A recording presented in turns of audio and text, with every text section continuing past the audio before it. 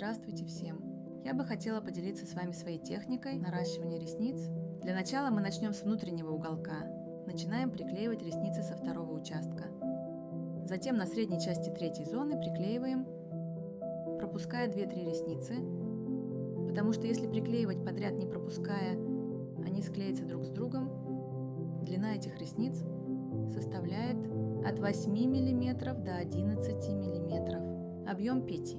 Изгиб эссе, толщина 0,7. Как вам понравилась моя техника, которую я применил? Если вам понравилась моя техника, то, пожалуйста, поставьте лайк. Заранее благодарю вас.